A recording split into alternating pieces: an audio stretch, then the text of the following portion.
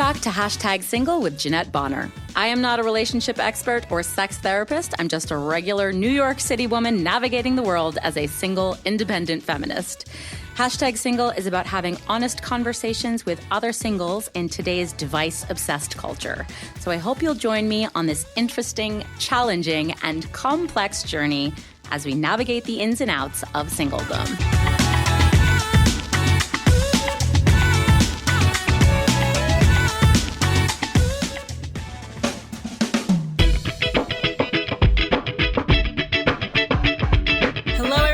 Welcome back to Hashtag Single. I am Jeanette Bonner, your host.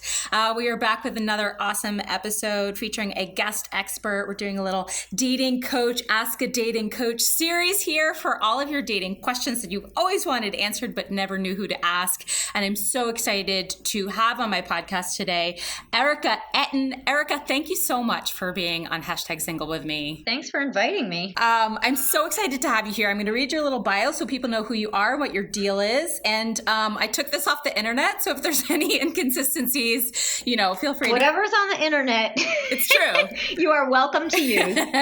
Erika Ettin is the founder of A Little Nudge, the leading online dating coach in the United States, which has been profiled on NPR's Tell Me More, the New York Times, the Washington Post, Good Day Philadelphia, and AskMen.com.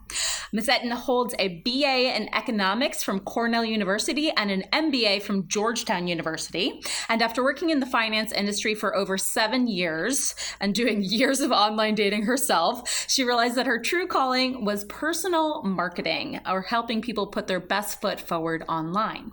Since launching A Little Nudge, Ms. Ettin has helped hundreds of clients in the United States and abroad, and currently writes a regular dating column for Philly.com and JDate, and has published a book called Love at First Sight, SITE, Tips and Tales for Online Dating Success from a Modern Day Matchmaker. She currently lives in Washington, D.C.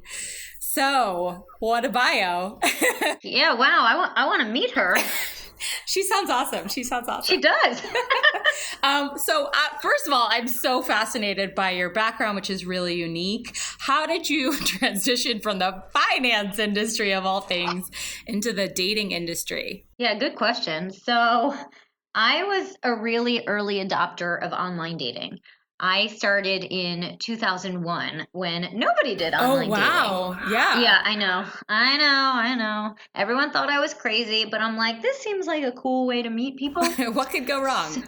Exactly. So I did it on and off for a number of years. You meet people, you take breaks, all of that. And like you said, my background is in economics and finance and business. So I did what I thought I should do. I put together two things I really liked: online dating and spreadsheets. So I initially started the spreadsheet so I didn't accidentally write to the same person twice. But then I was like, I can measure stuff in here. Like, what's my response rate if I write to someone? And what's my conversion rate if he writes back? What's the probability we're going to go on a date? Like, really nerdy stuff. But I made little tweaks here and there to try to improve my response rates, and, kind of like, you can't really do a controlled experiment with people because nothing about people is controlled. But to the best of my ability, I did. And then my friends started noticing that I was doing better, going on more dates, going on better quality dates. And they started asking me for help. So I started writing their profiles and giving them advice, and I really loved it. And so on the one hand, I was sitting in a cubicle every day, looking at mortgage data. And on the other hand, I was helping people with online dating and loving it. So in early 2011, so over 9 years ago, I quit my job and started the business, and here we are. That is so wild. Did anyone tell you like you were nuts for leaving a nice stable job? Everyone told me I was nuts, and I didn't even tell my parents until I gave notice that I was quitting my job, because I didn't want them to try to talk me out of it, because they didn't grow up with much. So like, to them, you have a stable job, you have health insurance. Oh my gosh. We talked about health insurance more in that 2-week period than anything else. And to this day, I think they don't know, unless they listen to this, that I was without health insurance for 5 days. Oh, I thought you were going to say 5 years, and I was like, no. No. 5 days. I mean, I'm a risk taker, but I'm not nuts. So, no, 5 days, which they still don't know. But no, everyone looked at me like I was crazy because, I mean, think about it. In 2011, Tinder didn't even exist yet. Oh my God, that's right. I know. So while online dating didn't have the stigma it did when I first started it, it did still have somewhat of a stigma. And it wasn't as mainstream as it is now. So it was not only the fact that I was quitting my job that, did send me a paycheck every 2 weeks and that I was, good at, even though I didn't like it, but it was also you're going into this field that is kind of new and is kind of like, we don't know what's going to happen with online dating. Do people do online dating? I mean, obviously the answer is yes, but it was a risk. It was a measured risk. Yeah. I had a guest on the podcast who left a job in, I believe, the tech industry, and to found a dating app. And I mean, it's always one of those stories, like the woman who created Spanx, like she has the same story. Like it's always really honorable in retrospect, but in the moment we forget about how we forget to uphold and support risk-taking women for just leaving in the first place and wanting to follow your dreams. Like I agree. And I think, I mean, maybe this is an assumption, but I think a lot of judgment comes from people who would love to have the courage or the flexibility to be able to do something they love. Yeah, very much so. So how does that, obviously you leave the finance industry and you say you want to pursue this, this new career. You can set up a website and tell your friends that you're open for business, but is there any way to, do you have to take a course in dating coaching? How does that work to set yourself up as a professional? Good question. So, yeah, you're right. I had to set up a website and I had to tell my friends I'm open for business. I'm sure you could take courses. I mean, there are courses. I mean, there's a lot of psychology in it. There's a lot of life coaching in it. I didn't. What I did do instead was I took on 3, I called them my beta clients. So 3 clients for free, all people I knew. And I worked with them one-on-one to make sure I was offering the right services, to make sure I had my process down, and to see what to charge because I didn't know what people would value my services. So I didn't take lessons in coaching people per se. I think that's something I've always had in me. And, 9+ years later, it's only gotten better and better because I've worked with so many people. But it was more, I needed to get the logistics of the business down. So that's what I did right at the very beginning. Yeah. Obviously you have the business background. It's such a... Yeah, but they don't really teach you in business school how to start a business, which I know sounds crazy. Really? But yeah, and I barely paid attention in entrepreneurship class because at the time I never thought I was going to leave my job. Like a lot of people who start businesses know they want to be an entrepreneur and then find the thing they want to start. I was totally the opposite. I never thought I was going to start. That was not in my plan. It was more, I loved doing this, and the only way to do it was to start a business. Well, and I think that's, like I said before, I think that's honorable, having such a drive and a passion for one thing to say, despite all the odds, I'm going to figure out how to do this. I mean, it's largely been really this podcast. I didn't know anything about making a podcast. I every day I feel like I still Exactly. don't. You know what I mean? But I was really passionate about making it. And you're like, I'll figure it out along the way. How hard can it be? That's true for most things. I mean, I remember when I first started the business, there was no Square for taking credit card payments yet. I had to figure out how to take a credit card payment. Things you don't even realize you need to learn. Right. You kind of just learn as you go. That's wild. So your bio says that A Little Nudge is the leading online dating coach in the U.S. First of all, congratulations. Thanks. I don't know who wrote that, but I'm thrilled about it. I was gonna say, like, how do you get to be the leading online dating coach? Is that by number of I don't clients? know. Oh, Someone thinks so and wrote about it. that's amazing. It's totally on your website. I will say though, I mean, I'm pretty connected in the industry. And when I say the industry, it's matchmakers, it's dating coaches. I consider that our industry. Yeah. There are a lot more matchmakers than there are dating coaches. And there are even fewer of what I do, which is online dating coaches. So when I started, I don't know, there were maybe 2. And now, of course, there are more because online dating has become, the way to meet people. But it is nice that in the industry, I am, what am I trying to say? You're well known. You have a reputation. Yeah, it's just nice that in the industry, I know that matchmakers who are different from what I do, I help people with online dating. They're setting up 2 people and saying, go have fun, see what happens. It's nice that they feel confident enough in me that they refer me business sometimes, which means that, it's nice to feel respected in your own industry. Yeah, and to know, if someone's struggling in a particular area, I can highly recommend this person and they will help you grow. Like that. Exactly. Just someone vouching for your skills. And I mean, that's obviously you have a track record and a success rate, if you will. Otherwise, they wouldn't recommend them to you. Well, exactly. So that feels really good. So I don't, I don't know who wrote whatever they did in my bio, but hey, I'm not going to turn it down. No, it's great. Let's just say it. You're the leading online dating coach in the U.S. I said it's true. I mean, hey, I'm just going to pat my back over here. So I want to go back to the spreadsheets. First of all, gosh, I love spreadsheets. Because it's so scientific, I'm just going to use a scientific term.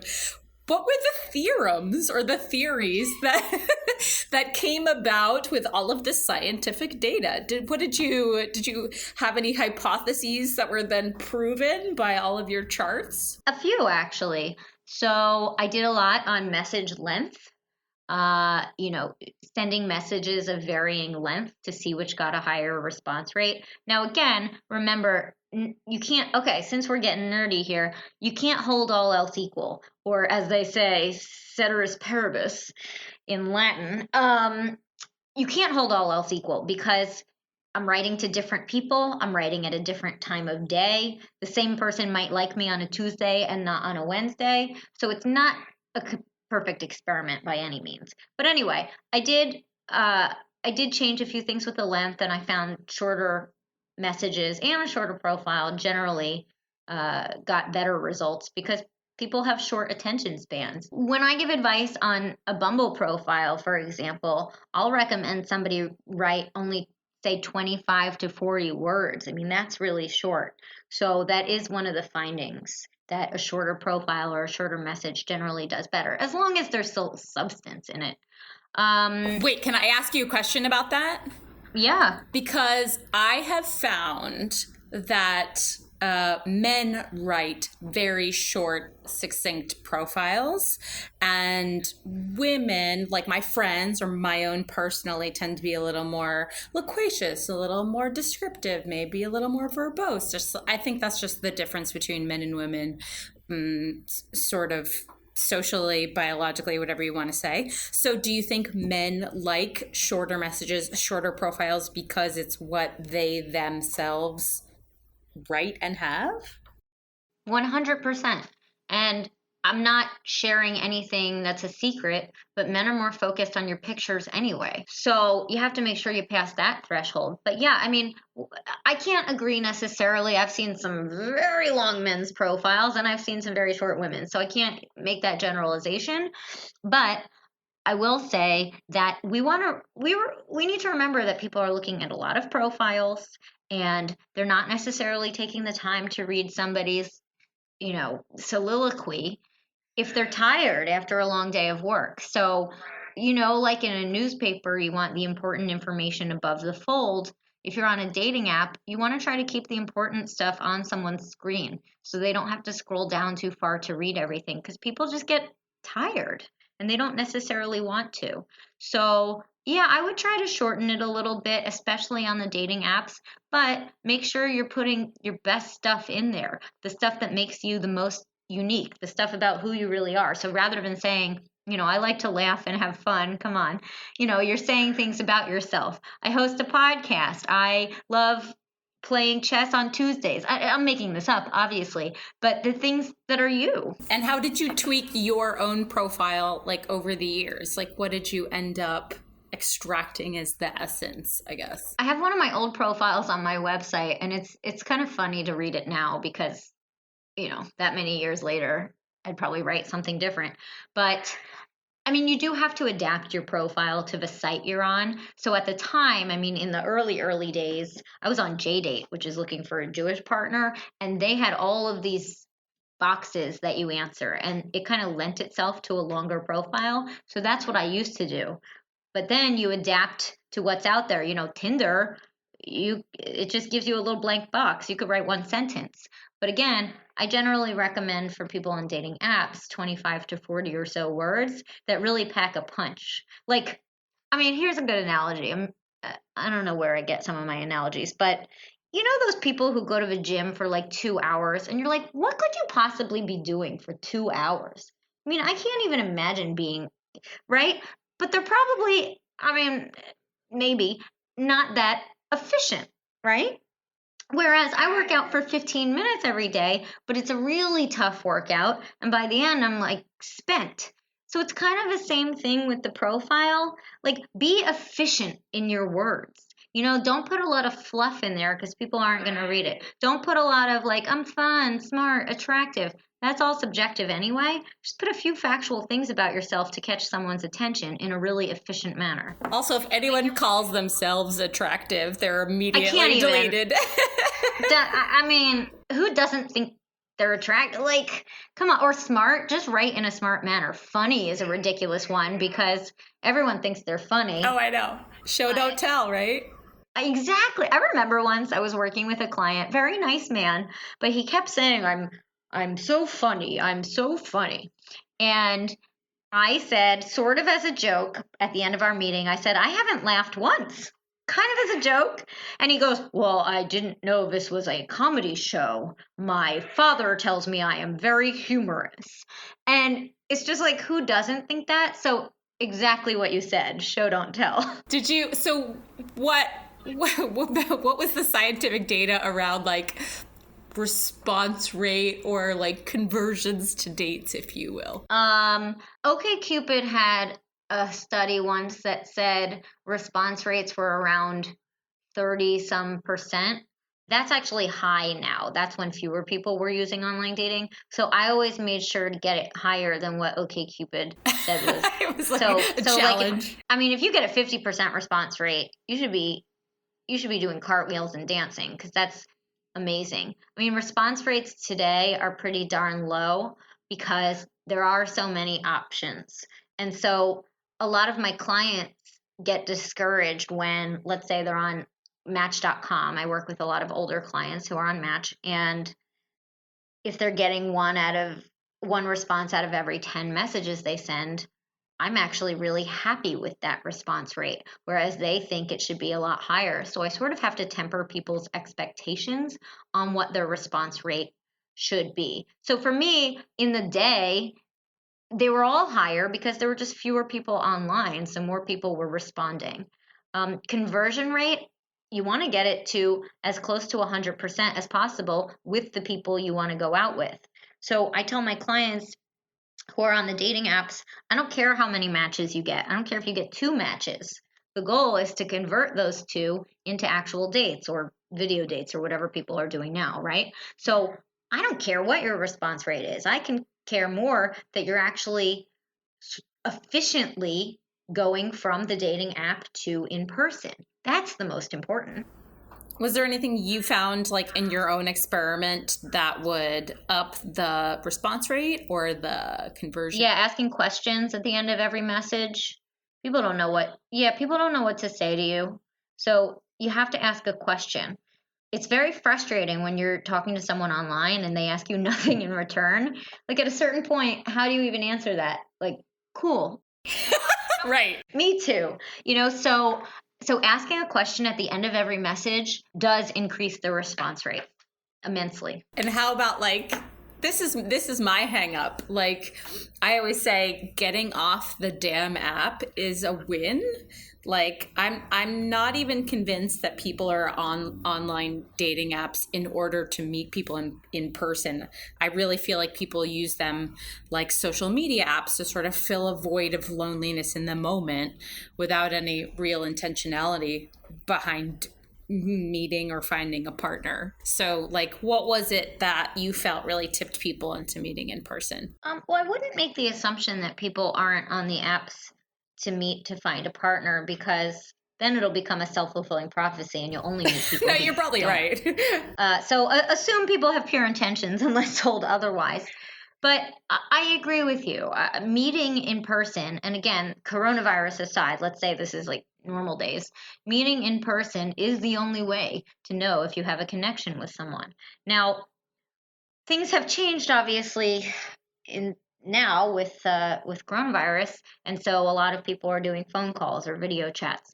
So under normal circumstances, I would actually say stay on the dating app until you meet, as in don't switch to text. I know this is morbid, but I call text the death of the first date, because inevitably you give your number to someone and they never reach out, or they reach out and they say something stupid, or they say something they find funny but is offensive, or it's just like it turns into how are you, good morning, good night, how's your day. It always leads to laundry. Someone's always doing laundry, so there's no sense of urgency anymore. So my best advice, even today, whether you're scheduling a call or a video or a date, is to take it right from the site to talking to that person with no sort of middleman as text messaging. I love that, and I 100% agree with you, because I have found that giving a number is like it's like a win in itself. Like, I don't know, it reminds me of like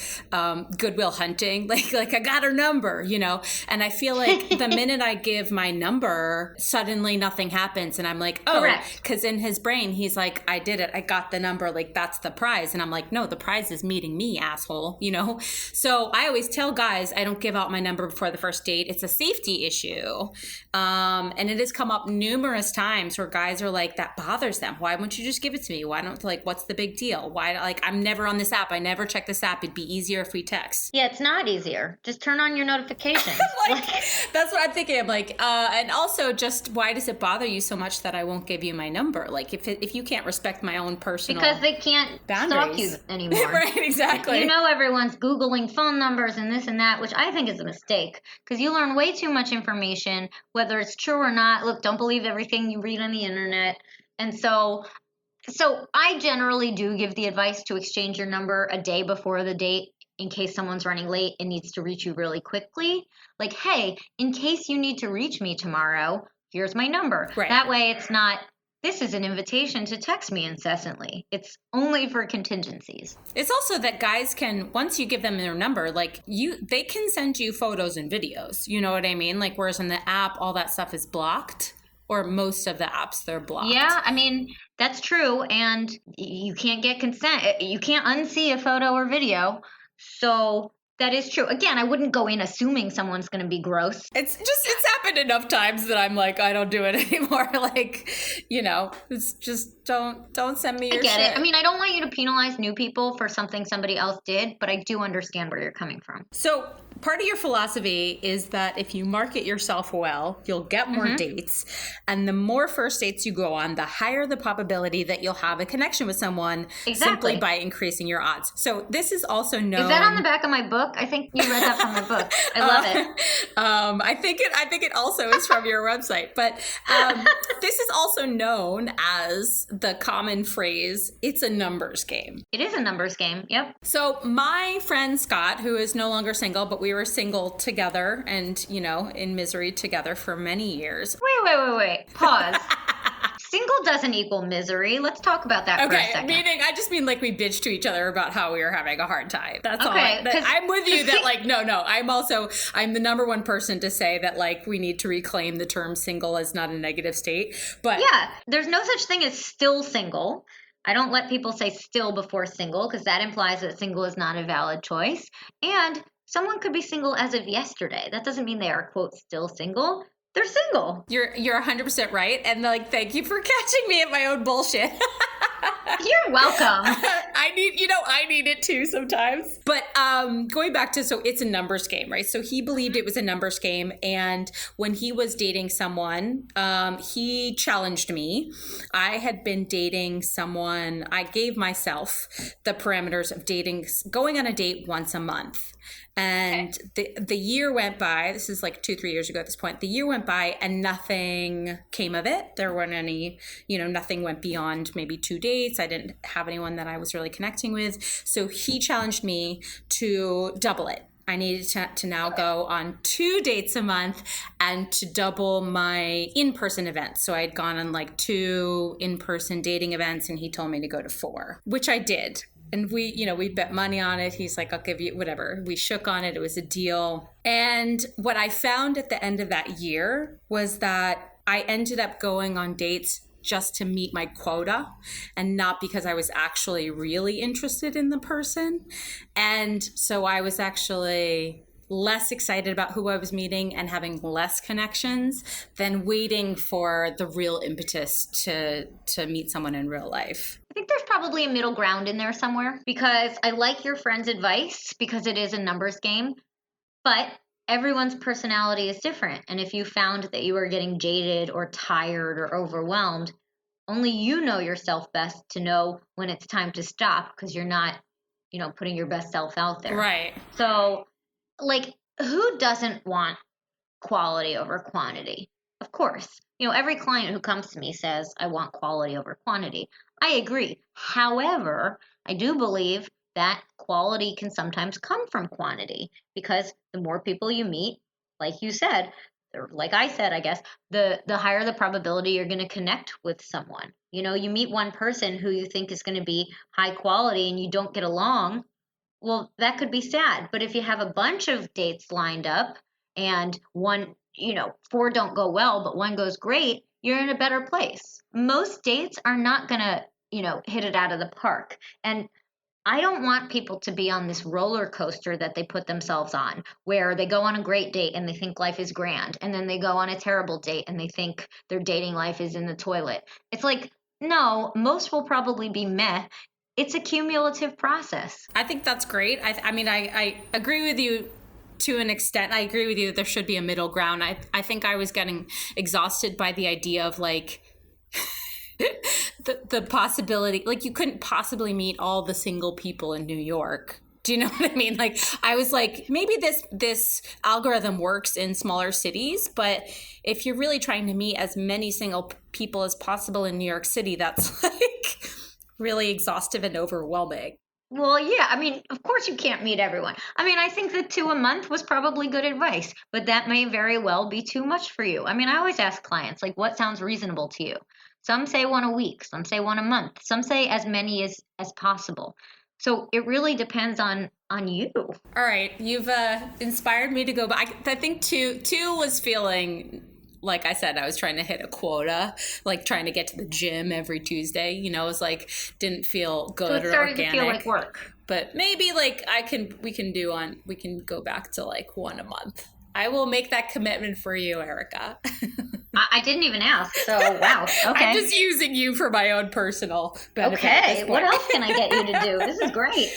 I have a question for you. So, someone asked me when I was trying to find out, find out what questions people have for a dating coach. So what is the number of male to female clients that you have?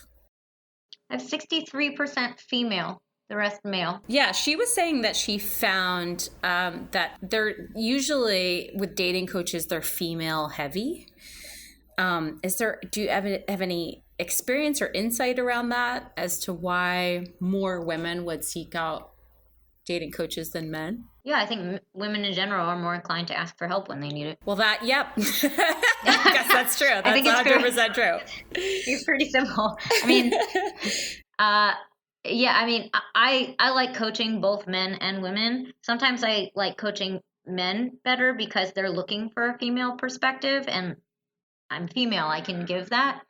But yeah, in general, I do think women have less of that sort of built-in pride, like I can't ask for help. It seems natural to ask for help.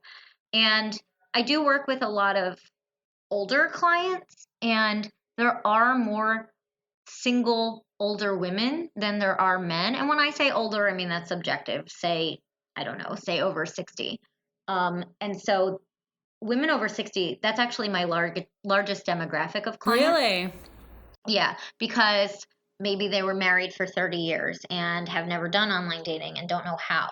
So that is a large portion of my clientele. Do you, if this is unethical, you don't have to answer it, but do you ever match your clients up? Very rarely. Okay. On occasion I do. I mean, I'm not a matchmaker. I don't tout myself as being a matchmaker because I help people with online dating. I make them better at online dating, and then I try to help them find dates from an online dating site. But if I have two people who I think are going to be a good fit, I'm not going to withhold them from each other. I do it honestly just for the feel goods. I set up two people recently. The reasoning behind it was hilarious. So no one has a secret code because chemistry is a wild card. But I set up these two clients because this is going to sound terrible. And I told them both. I said, look, neither of you gets back to me in a timely fashion. Like, you both kind of cancel a lot. Maybe you'll be great for each other.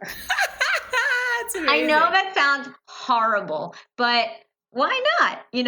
So they ended up, of course, rescheduling their date, I don't know, 3 times, which I guess was to be expected. And they went out. She liked him. He wasn't as into her, which was too bad. But I was pretty happy with myself. That's really funny. But honestly, even if they hadn't met, like, I feel like you kind of made your point, and that's like enough. You know what I mean? Like, regardless, you're like, they probably were like, oh, touche.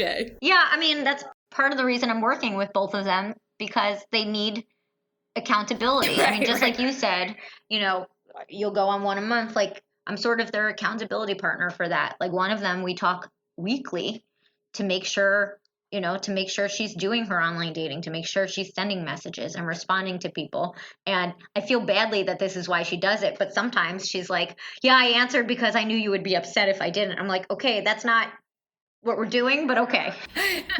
Whatever works, right? Exactly. Do you feel right now are like the number one questions or issues or concerns that your clients have around dating right now? Well, dating right now, people have a lot of questions about what's appropriate. Do I meet in person?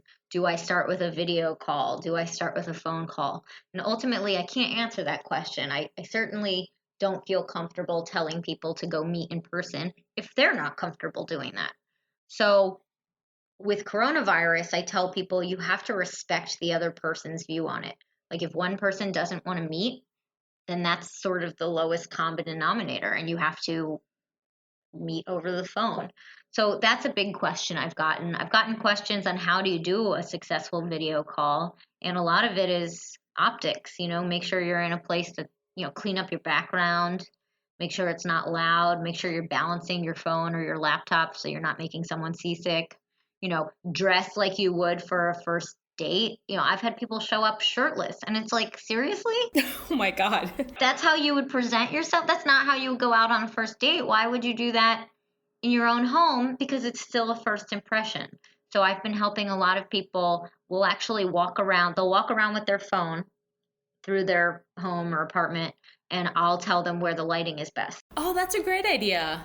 Yeah. I should do that. I mean, with you can do it friends. yourself That's too. You smart. could just turn the camera towards you and carry it around. But in general, you want the lighting to be coming from in front of you, not behind you, so it doesn't make a shadow. I bought one of those little ring lights on Amazon just to simulate a little lighting in front of me. Things like that actually do make a difference. That's actually one of the questions that I'm going to call this section listener questions to make myself feel really fancy. But essentially one of my friends, really, but also a listener, wanted to know, like, how many virtual dates would you recommend before an in real life date? I know that's a hard question to answer, but... Well, that depends on how comfortable. I would rather no virtual dates and just meet in person. But again, it's what you're comfortable with. At a certain point, though, you're never going to know if you have that physical chemistry if you don't meet, because you can only get so much from a video. It's a great proxy for how you're going to feel in person, but it's not perfect. So again, I'm no health expert. I can't tell people when to do it, but I would get to the in-person sooner rather than later if you are comfortable with it. Yeah. And I think there's, I've had some friends do some, COVID safe in real life dates, like going on a walk or maybe a picnic in the park where you can sit a little separate from each other. It doesn't have to be what we used to do, our go-to. I think that's the question that everyone's confused about. Was like our go-to was to go to a bar and grab a drink. So exactly. Yeah, you can sit outside and grab a drink, but you just have to be a little more creative about it. Yeah, I think so. And it takes a lot more communication. Someone was asking me this yesterday.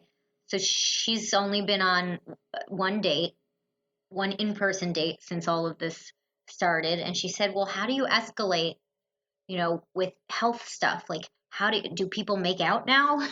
And I said, yeah, people make out, but it does require a lot more communication than it used to. I mean, I've had people say, I've made out with other people. I just want to let you know, which is the weirdest thing. But in this day and age, I mean, that's very nice that someone would share that to sort of let the other person assess the risk. And I told this client, when you're ready for things to escalate with someone, you'll talk about it. You'll talk about how comfortable you feel.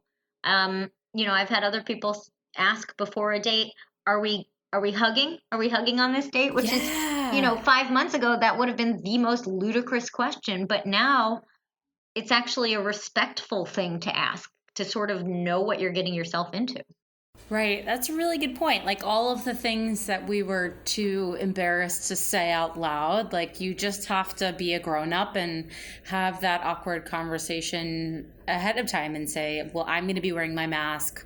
What are you going to be doing? Exactly. Are we doing this with masks? Are we doing it without? What if it's raining? Do we go indoors? Do we not? Mm-hmm. Oh my God, I'm getting stressed thinking about it. Oh, sorry. I didn't mean to stress you. No.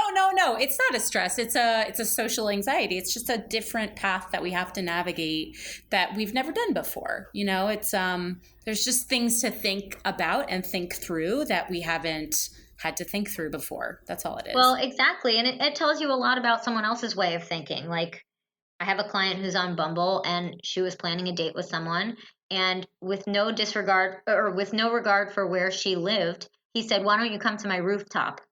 And she was like, she said to me, no. One, not convenient for me. Two, I don't want to be stuck at his place. Like, he could have come up with any better solution. Yeah. It does tell you a lot about someone. Yeah, and without having the conversation of like, are you comfortable taking the subway yet? Because I have some friends that have not yet taken the subway. So like let's start there. Like, are you cool taking the subway, or are you going to bike to me? Like, what are you? Well, exactly. And like, at? she was on the Upper West Side and he was all the way out in Brooklyn somewhere. And she's like, no. I love the phrasing of that question. It was like, why don't you do this? You know what I mean? Hey, I got an idea. Why don't you come to me and we'll hang out on my Brooklyn rooftop?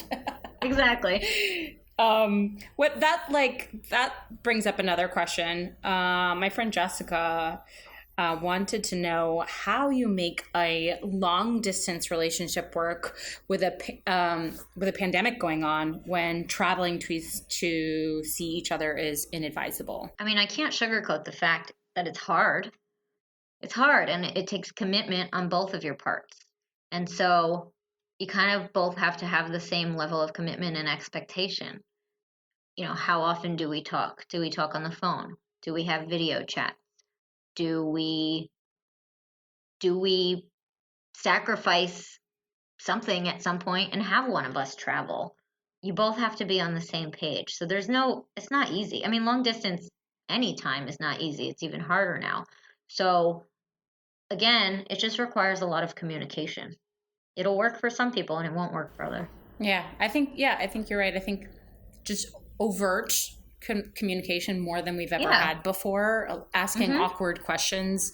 And I think the big issue, obviously, whenever this comes up is fear of the answer. What if I say like, hey, I'm going to be wearing my mask and I would feel okay if you would wear yours, and the person I'm about to meet says, yeah, I'm not going on any dates where people are wearing masks. And then you have to be okay with the fact that you say, okay, then I'm not comfortable meeting you. Right. I love that you just said that it's fear of the answer, because I think so many people are afraid to communicate anything or their needs or their questions for fear of the answer.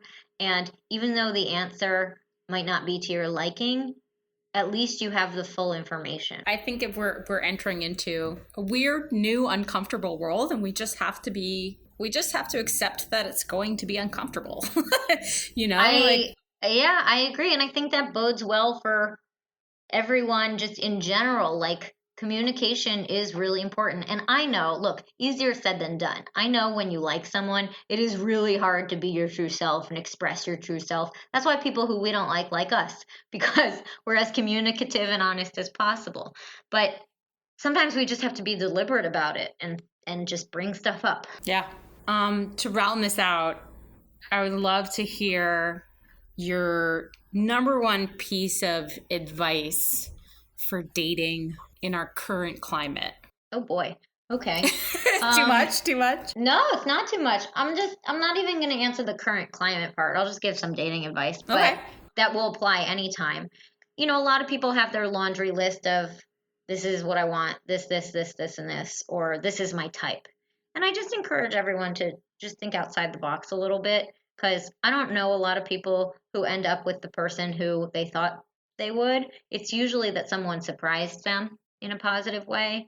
So I would just say, try, especially now, we'll talk about in this environment, it's really easy to schedule a video date. You don't have to leave your couch. So maybe expand your horizons a little bit and talk to some interesting new people over video, because it's easier and you just never know. Like, I had a client the other day who said, I won't go out with her. She has 2 tattoos. And I said, does that make her a bad person? No. Well, I don't like them. I said, but that's so surface. That's so judgy. And so all you have to do is talk to this person and see. So what about this current climate? How do you adjust that for our current parameters? Well, I was just saying, since it's easier to have a video date now, you don't have to leave your home. You can be more open-minded and more expansive in who you talk to, because you're not driving an hour or taking the subway for an hour, to meet someone. So now is the time to explore a little bit. So use it to your advantage. So just sort of say yes more often. Yes, exactly. Pretend you're in improv class. Yes, and. I love that you said that. My previous guest, who was a matchmaker, had an improv background. And I love it. 100% how we ended the episode. Perfect. Yes, and oh my God, that ties in so nicely. And honestly, that is the perfect button. So I'm we're just gonna call it there. Erika, thank you so much for taking time out of your day to talk to us about your experience and your input and your insight as to what's going on with dating right now. My pleasure. If people want to work with you, how do they get in touch? You can go to alittlenudge.com. So a little nudge, NUDGE, and there's a little button you can click to schedule a free consultation. I'll talk to anyone for 20 minutes. We'll have a little talk. We'll talk about your dating experience, what your obstacles are, and then what I offer, and see if anything would be the right fit. I love that. So, well, hopefully we can connect some people. And regardless, it was just so great to meet you and thanks. Get to know you virtually. One day in real life. I hope so. Me too. All right, guys. Well, that is it for this episode of #Single. We will catch you next time.